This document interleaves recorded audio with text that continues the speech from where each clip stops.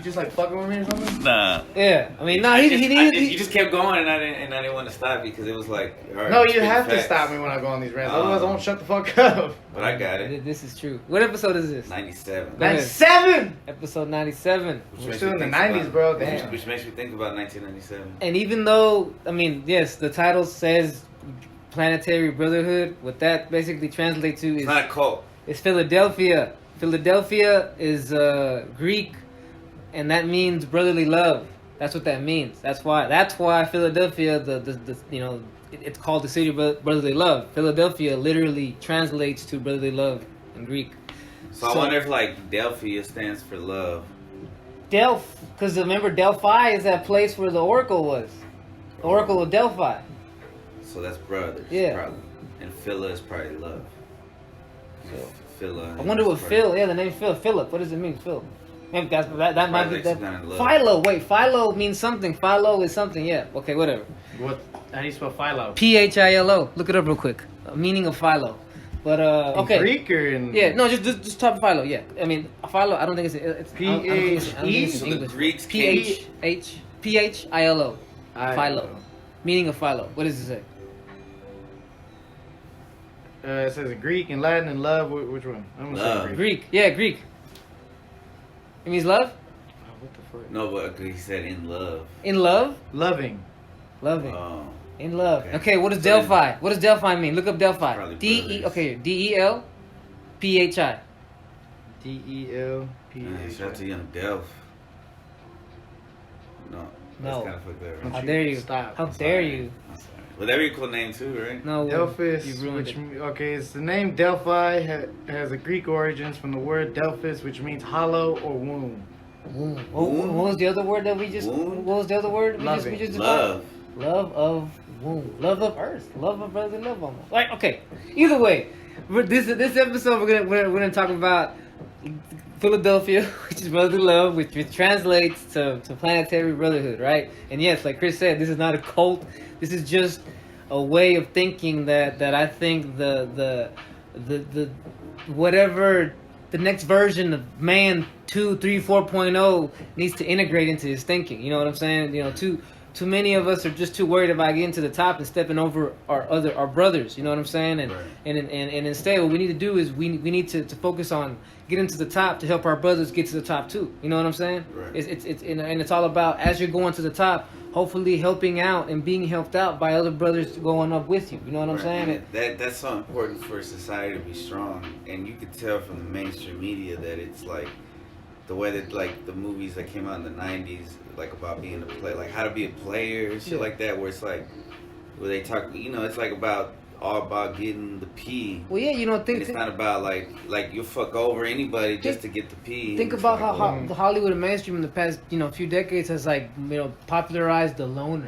You know, the loner. Right, You know what I'm saying? The right. guy that's all about One man, himself. one pack. Yeah, you know what I'm Yeah. saying? The dude So who's he's just chasing the tail. dude who's always, you know, brooding, you know, he's just always by Always himself, you alone. know. Or with chicks all the time. Yeah, that's all it's about, right? Right, It's right. like it's all about like, you know, you basically turn into like whatever. You're just a very selfish person, you know what I'm saying? Like you Right. become all about you, you know, yeah. And Right. and you're told that that's how you should be. Look at these cool guys on screen. Look at these cool guys in the video games and whatnot. You know what I'm saying? Like look at them. You know what I mean?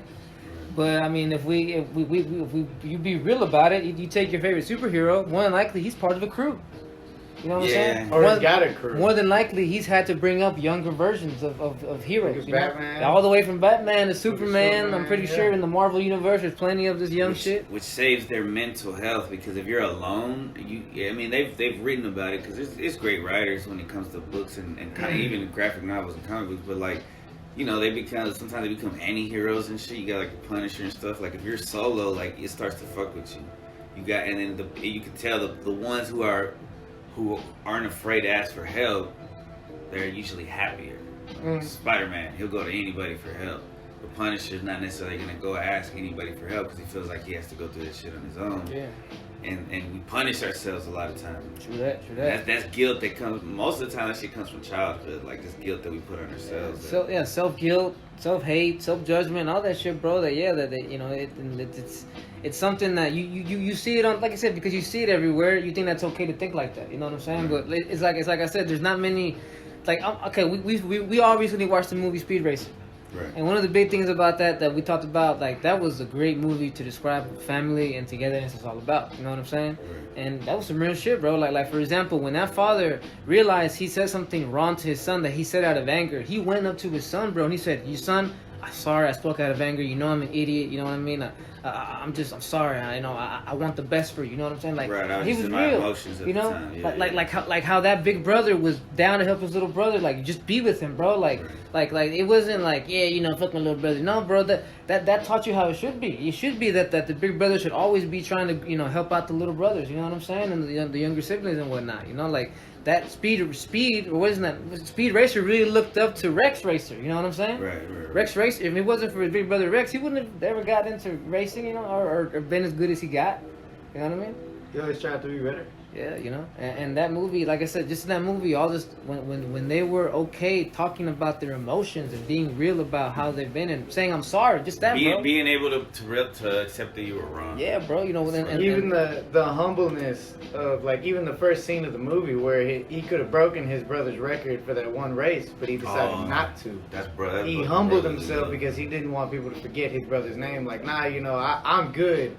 And I know I'm alive, good, shit. Yeah, but I don't want people to forget. And that's how it should be. Like, I want to be the best, but I don't want to be the best at the cost of somebody else. You know what I'm saying? Especially knowing the reputation that his brother got after he left. He's like, nah, I want to make sure nobody forgets. So many people are just focused on breaking records. You know what I'm saying? Instead, you should honor the people who establish these records. You know what I'm saying? For sure. If you do break a record, yeah, whoop-de-woo, but also you need to recognize that, I'm coming behind some giants. You know what I'm saying? So, right. People paved the way. Yeah. I guarantee Whatever you. you do.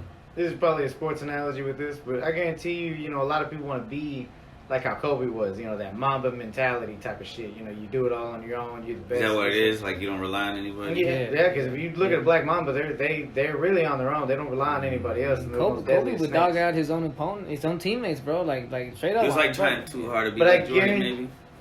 Jordan had that kind of. I just think Kobe had this intensity that was. He felt like he needed it to be his best. He had a lot of fire. I guarantee you, if he would humble himself a little bit more and shown more of a brotherly type of love, not like LeBron. He's so young though. But here's the thing about college, right? here's also the thing about he's gonna say something, and it's true. If Kobe had been a little more humble, maybe he would have attracted more better players. You know what I'm saying? To go on to play with. The team would have been better. But you knew that if you go play with Kobe, man, Kobe's just gonna dog you out and tell you do this or what the fuck. It's about Kobe's team. Yeah. That's what it was. And if he would humble and says, no, this is about us being the best Laker team in the world.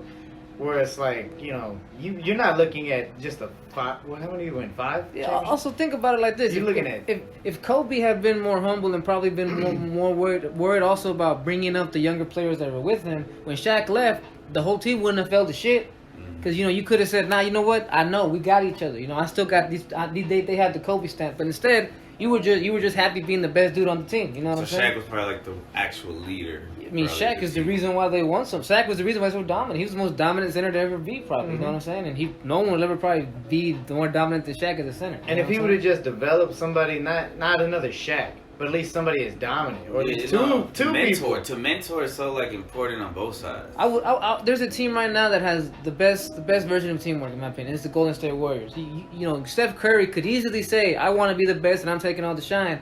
But instead, he started the Splash Brothers with him and Klay Thompson, and they've broken so many records. They do it. They've done it together, and they have no problem sharing the glory. You know what I'm saying? What's the Splash Brothers like? That's what they call them. The team? Yeah. Brothers, Just those two. No, just those two. Just like how in D2 Mighty Ducks there was like two brothers.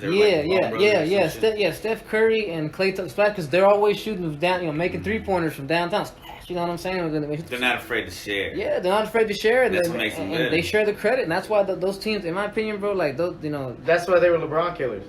Honest to God, that Golden State honestly, bro, team I'm gonna be real about that. I think they still could be, but I think because Popovich got in the NBA, the Golden State Warriors kind of like, and they didn't want to play that game that's going on right now, so they kind of just backed up. You know what I'm saying? That gets into a whole is it rigged or not discussion, but doesn't matter. Whatever. Yeah. The point is that's the difference in my opinion. Like for example, those two guys who have been helping each other, they're gonna play longer, than Kobe did.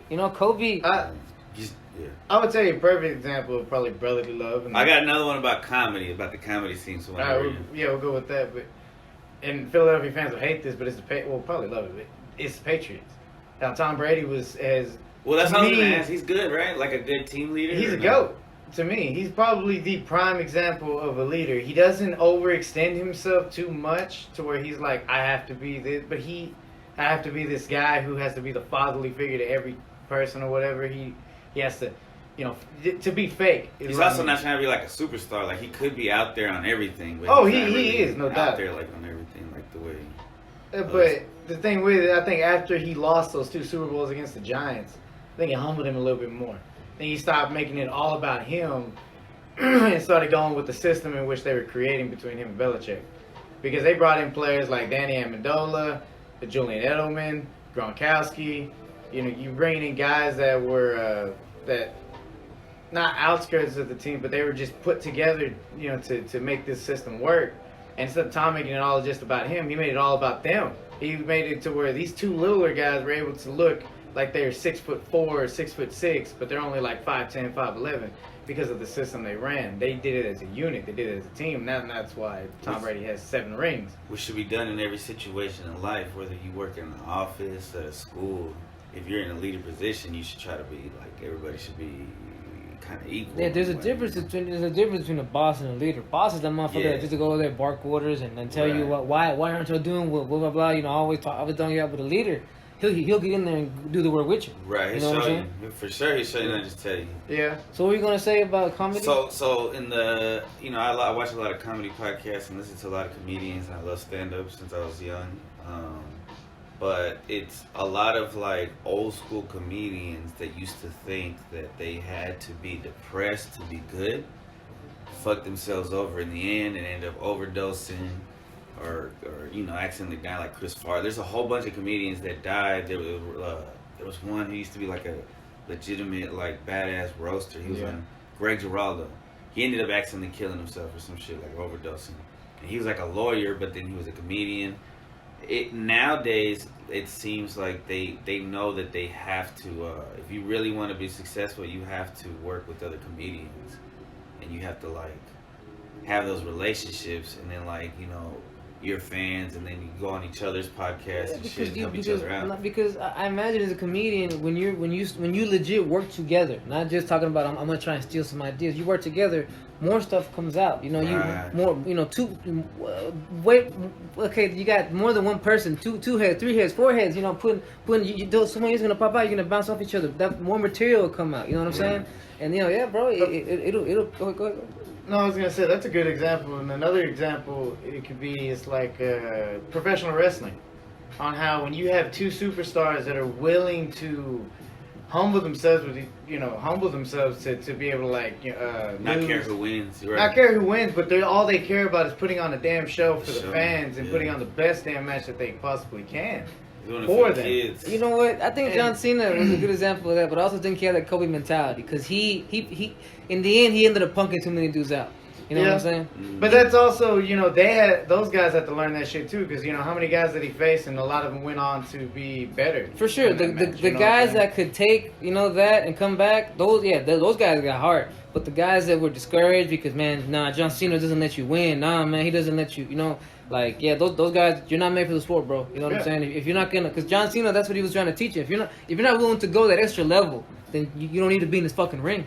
But and also to give John some credit is that even in those shitty matches, he still tried to make it look good. Like he still let you try to hit your finishers and do whatever, even though you weren't flowing with the match. John Cena was still try to put on. John Cena was all about the show, the fans, not about I gotta look good or I gotta win. He's like, if I gotta go through a table for the fans to get into it, if I gotta fall off of something, if I gotta take a finisher for these fans to cheer, fine, I'm gonna do it. I think John Cena's probably greatest storyline. It was probably against CM Punk. And that one, it was like, John lost a few of those matches, or whatever, but he did it just for the fans. He did it just because the matches were just great. And he kept going with it. Were those like upsets when he would lose? Yeah, because John Cena was the man. He wasn't supposed to lose. He's supposed to be the champion, but he did. It also keeps you interested in coming back for more, because if he just keeps winning, then it's boring. Yeah. Yeah. And a lot of people who see CM Punk now, like CM Punk might not ever give John Cena credit for I became a better wrestler because of him, but that's what it did, bro. John. In any like. Because when you, as a guy trying to come up, see the number one guy humble himself enough to allow you to stand up there with him, what can you say? Yeah. Exactly, bro. You can't say dick. Even the craziest thing too is that he even took a step down from being like the champion, so he could let other young guys. John Cena vacated the top belt and went for like the number 2 belt. And he defended that, and he defended it with the same intensity as he had the other one. Every week, gave new guys an opportunity to wrestle with the top guy. He was showing everybody in the back. It doesn't matter what you got. You need to put in heart. You need to put. That's how you become more successful. Yeah. The more positive and the more you help people make money. Yeah. It's also the whole, no matter what you do, do your best at it. You know what I'm saying? And you had even nobody guys that, not even, I wouldn't say nobody guys that had names, but they were like just cannon fodder for the top ranked, new guys. Well, they've probably been doing it for years and years. Oh yeah, that's what I'm saying. They were doing it for all kinds. So that's a big part of Philadelphia. Basically, is allowing other people to shine. You know what I'm saying? Allowing them to shine with you. You know what I'm saying? Or even shine brighter. Hey man, if someone's more talented, bro, then bro, let them get that shine, bro. If you had your time, you had your time, bro. You know what I'm saying? Like, it was nice. I'm never gonna be. I hope I never turn into one of those 40-year-old dudes that's like, oh man, I need to prove that I'm still good looking, man. Oh man, like, bro, I had my time. I had my time where I was out there, looking all good and blah blah blah, and I don't need that shit no more. That attention, I got it, and I'm glad that I got it. I don't need it no more. You know what I'm saying? I'm able to say, yo, you know what? Step back and let these young individuals get their shine, bro. What am I gonna? What do I look like being an older dude trying to maintain a grown up life, still trying to be out there like, look at me, bitches. You know what I'm saying? Still trying to party with 20, 25. Yeah, that too. Like, still going out there dressing like that shit. Like, nah, bro. Nah, bro. And that's not how you stay successful. That's not humble. That's ego. That's just not accepting of life. Like, I'm getting old to get accepted. So no. Okay. So another thing is just being able to talk about your feelings, bro. Like so many, like I hear about it. A lot of some people that listen to our podcast, they say, yeah, bro, the way y'all able to open up to each other and be real, that's something that I can't do with my group of friends. You know what I'm saying? And yeah, bro, like. Well, in order for that to happen, one of y'all's going to have to be take the plunge and be the first one to talk about your feelings. Put it out there, like, hey, bro, you know what? If you got something going on, fam, like, let me know. Like, I remember when I was on vacation one time, and you texted me. You told me all about this little depression phase you were going through, and at the end of it, you were like, hey, man, I'm sorry to bother you on your vacation. I'm like, nah, bro, I'm your fucking friend. I'm here to listen to you. I'm here if you gotta talk 24/7. I mean, I'm not working, so I got more time than ever. So of course I'm gonna listen, bro. And yeah, shit like that, it helps establish, you know what I'm saying? Like, okay, you know what?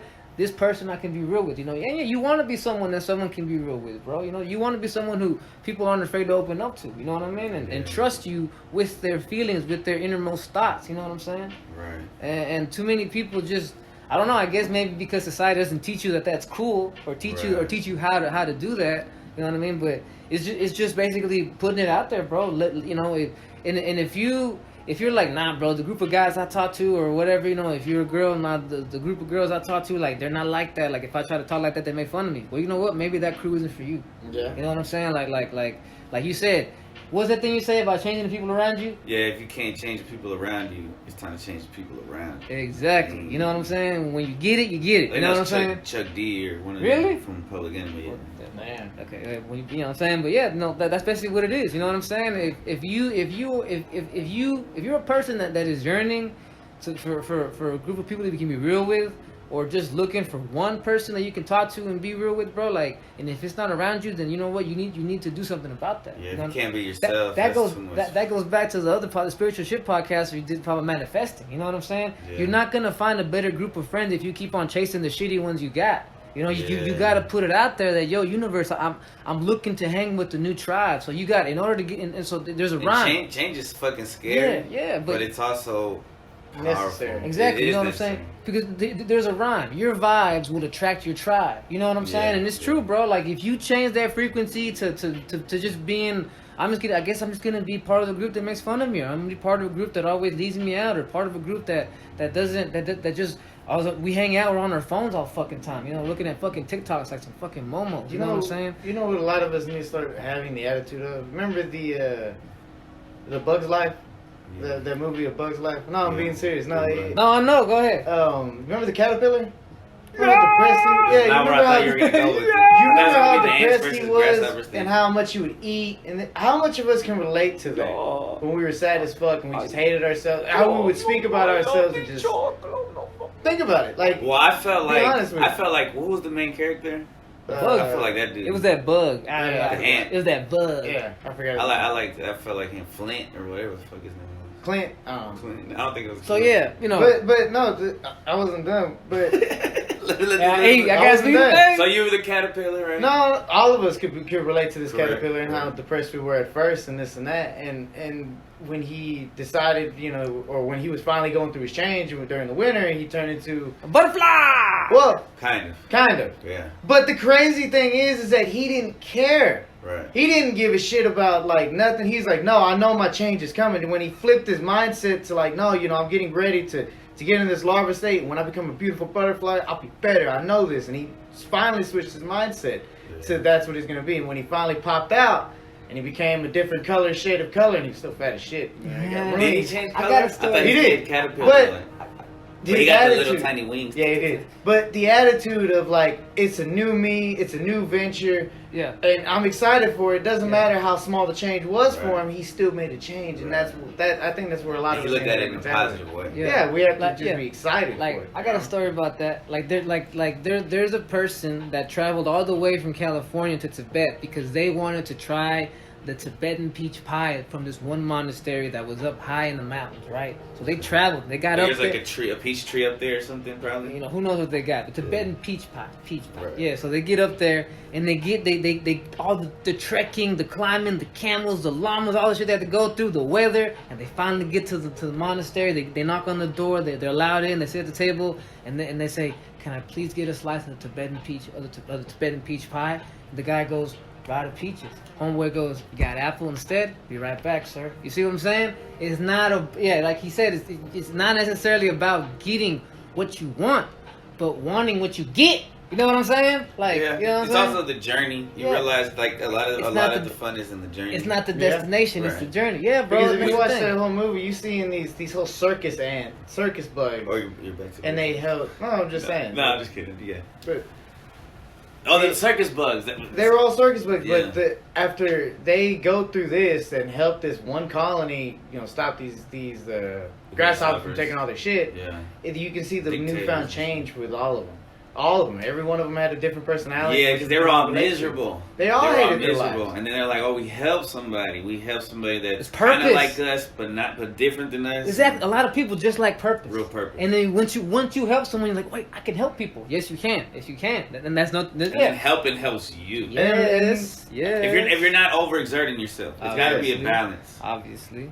Yeah. And again, it's the journey you go on, not Destination. Yeah, the destination. It's Right. about what you run into. Like Yeah, I think all of us can relate to that. Yeah, that's what most. I mean, the Wizard of Oz, and I mean, it was a Jungle Book like a journey or something. I don't Did know. we touch on admitting when you're wrong? Yeah, We did? because Should we- who was it? A dad that?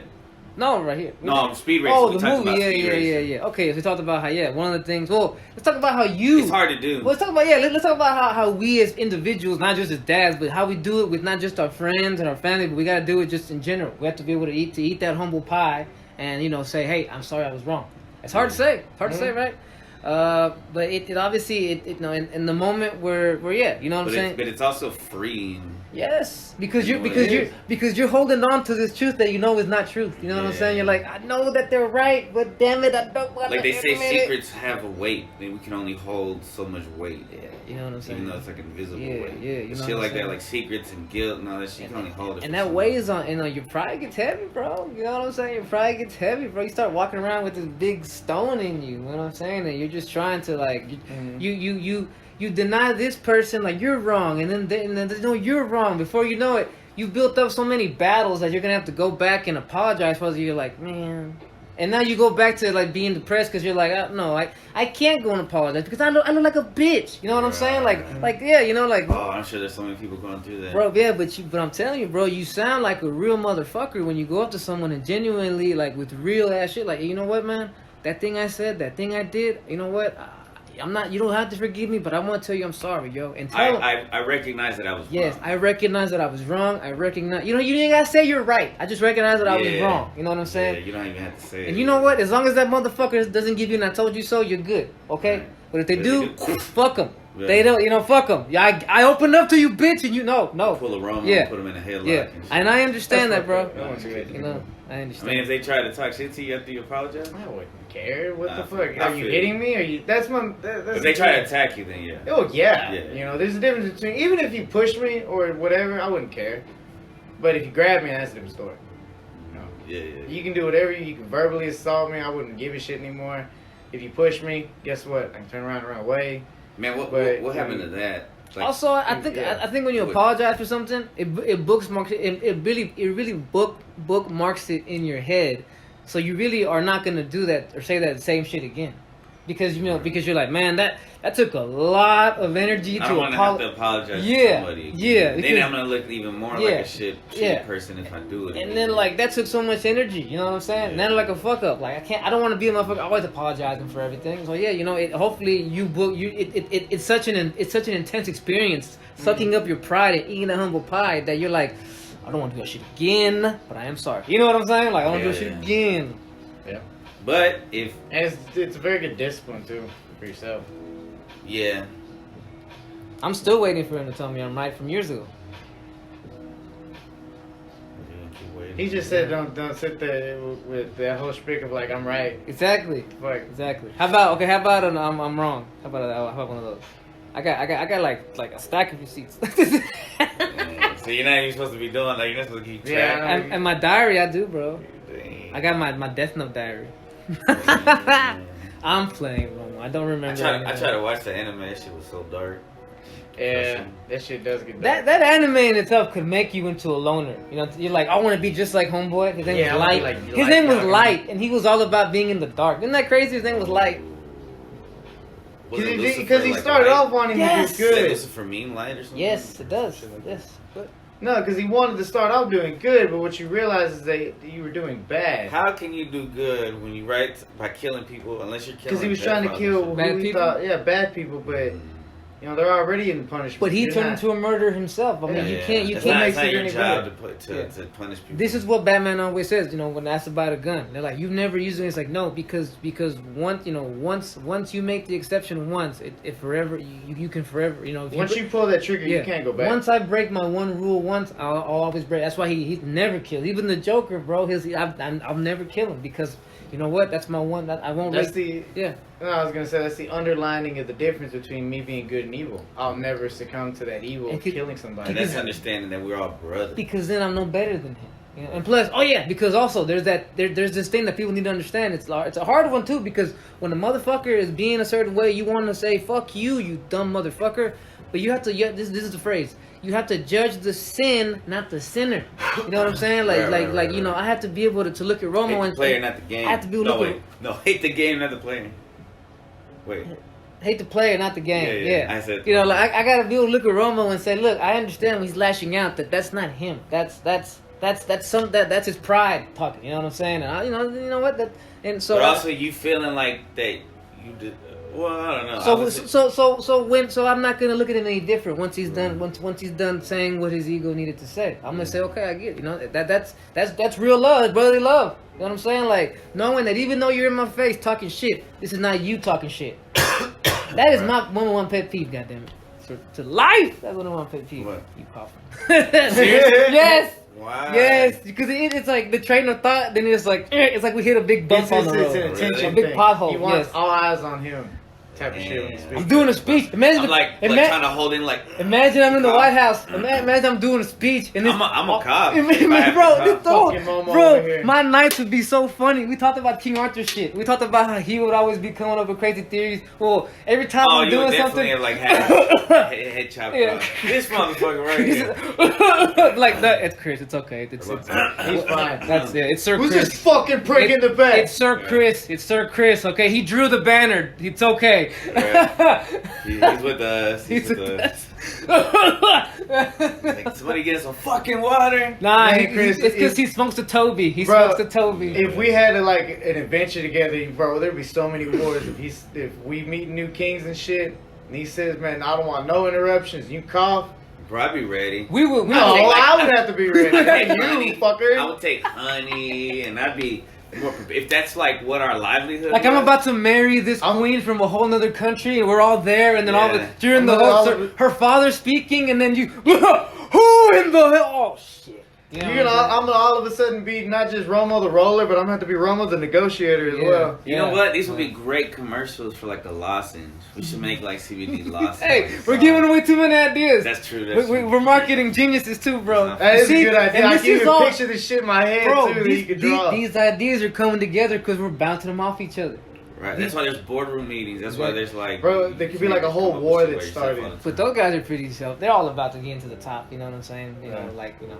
I've seen Mad Men. Mad Men is about advertising agencies. Yeah, I mean, even if you're doing evil, it's easier to do evil when you're with others. So back to the not a good thing. You have to learn to judge the sin, not the sinner. You know what I'm saying? Like, you know, our boy Romo here has dealt with people who had substance abuse issues, and he's learned that, hey, you know what? I know that these things you're doing are not you. I know that these things you're saying are not you. It's that drug. It's that. Right, it's something else has a hold of you. You know what I'm saying? You know, you know, when, you know, back when the samurais existed in Japan, they had a law, bro. Like, when you kill with no emotion, because if you're killing, then it's because this person did something that warranted. Like, but you're still not judging them. You're judging their sin. You know what I'm saying? You're saying, look, you committed murder, you committed rape, you committed theft or whatever, and this is your punishment for that sin.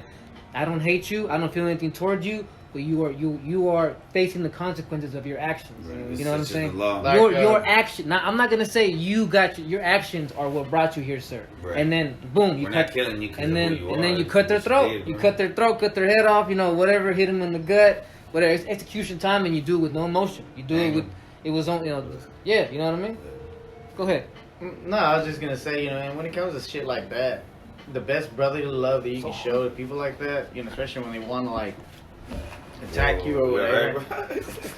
When they want to attack you or whatever, you know, and you decide that I don't want to do this, I'm gonna sheathe my sword. You know, it becomes easier when it's okay. What I mean to say, it's okay to sit there and say, you know, I don't want to have nothing to do with you. You know, I don't want to put myself through the stress anymore. It's okay to sit there and say I'm not gonna feed into your fight or your argument. What's not okay is to tell them off in a sense of like, you're a piece of shit. I don't want to fuck with you because of what you did to me last time. They know what they did. Right. But there's no point in putting them down even lower. You don't know how to the realest thing that you could probably say to that is say, look, I understand and I get what you're battling, but I don't deal with that disrespect shit. It ain't a fuck you, it's a fuck you. You know, it's not, I don't wish no ill will. I don't wish nothing against you, bro. You're battling demons that I can't fight for you. And that's the best way you can leave it at. Instead of talking down on them and talking shit and feeding their anger with anger, just don't fuck with it. Just don't even bother with it. You know, just don't feel bad, because if you do that, they're gonna go and do something. They're already battling their own demons. You know, it's a lot easier. Brotherhood, man. Yeah. And it goes back to what you said. Like you said, they already know. They already feel like they're piece of shit. Exactly. See, it's like a thief. A thief, someone who would steal from you. If they've already gotten to the point where they're gonna disrespect other people, they first and foremost they don't respect themselves. You know what I'm saying? So yeah, there's no point in piling it on. Look, you know you're being an idiot. You know you're being a fucking thief. Okay, they know what they're doing. Let's say judge the sin, not the sinner. Look, man, I know this isn't you. What you're doing is really fucked up, bro. This is not right. You know, common sense says you don't steal, bro. Common sense says you don't try to attack your brother. You don't steal from your mom. You don't steal from your dad. You know what I'm saying? Like, what? Why you doing this, bro? Mm-hmm. I know this isn't you. Exactly. You know, I'm judging the sin, not the sinner. You know what I'm saying? Right. You got any other questions about brotherly love, or any other topics you think that go along with brotherly love? Yeah, I mean, it's hard. Like, if you don't grow up with brothers. I didn't grow up with shit. Bro, yeah, I was an asshole. Or even good brothers. I was an asshole for a long time because I was a kid, and not just that, I was a spoiled kid. You know what? I will acknowledge your opinion and not answer in pettiness, sir. Nah, he's gonna answer when I'm See, talking. that's how you pause and not react. You saw that? You saw that? You saw that? Negative ways. I was like Neo right Saw there. that in live action. but I was an asshole, bro, because I grew up a single child and a single spoiled child, bro. No Right. dad around. You know what I'm saying? So I was babied by everybody, given everything I wanted, and I grew up to just, bro, with my cousins. I was an asshole, bro. I was a big asshole. I remember the worst thing I ever did, bro, that pissed me off so bad. Was one of my cousins, bro. He one time my mom giving him a lollipop, and bro, just because I felt like an asshole, I went up to him, I just slashed it through, and the nigga started crying right away. I was like, yeah, fuck you. But immediately I'm like, man, I don't know why I did that. Like, Damn. I was an asshole, and I didn't know why. Like, I just couldn't stop myself, bro. Mhm. Wow. And so I was not a good dude, you know, for a long time. You know what I'm saying? It took for me to hit what I consider my rock bottom, where I realized I was all alone. I had nobody, and I was there because I had put myself there. You know, Right. my attitude, my way of being selfish, of being controlling. You know what I'm saying? All these other things that I was led me to that loneliness, led me to that rock bottom. So, bro, I started to accept that, like, I need to change, and I did. I tried to make changes, and the first thing I did was, I said, if I get a chance to be someone's friend right now, if God, you send me a friend, I'm gonna be a good friend. I'm not gonna be just looking out for myself, not just wanting to hang out when I feel like it. I'm gonna legit try to create a good relationship. And God sent me this dude named James. You know what I'm saying? From work. And bro, he's one of the first dudes who I legit ever tried to be a friend to. Like, he was a good dude, you know.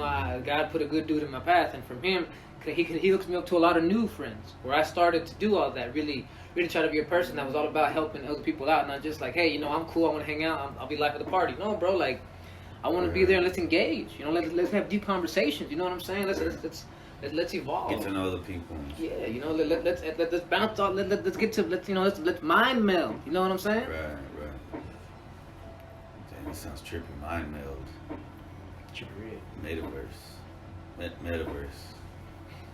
Anything else you want to talk about? Yeah, because for a while, like in my early 20s, because of like my depression or whatever I went through with one of my exes, all that trauma, I was like hoes before bros.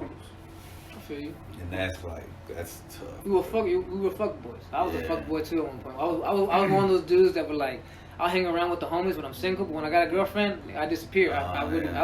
I'm You'll too never see me busy. again. Yeah, I'm too busy. And then Yeah. when I'm single, when we're going through problems, I come back and hang out. Yeah. And then you're like, oh, you're here. That must mean you're either going through argument or you dumped your chick. You know what I'm saying? Right. Yeah, see that's a selfish friend. I'm only around when I feel like it, you know. And then you can't have you be caking with your boys, but you be on the phone with your girl. Yeah. Not even spending quality time. Yeah, And fuck it's- boy. Yeah, it's fuck boy so 101. important- Yeah, so important to be around. If you're a girl, to be around girls, and a guy to be around guys. Real shit, For bro. a period, because there's just this kind of bonding that you just can't with the other sex. Real shit. Yeah. So shout out to gay people, but that's too much, right? Yeah, Not from Romo. That's a little bit too much. I have a break from dudes. I can't be with dudes all the time. I don't know how you want me to answer that. Yeah, I was like looking at you like, bro, I'm gonna let you keep digging so deeper and deeper. Go ahead, you go. Nah, I think we can end it right there. All right, that's brotherly love, Philadelphia, because we love Chris. We're not gonna say how dumb what he just said was. Yeah. Yay. Peace. Peace. Don't be afraid to say crazy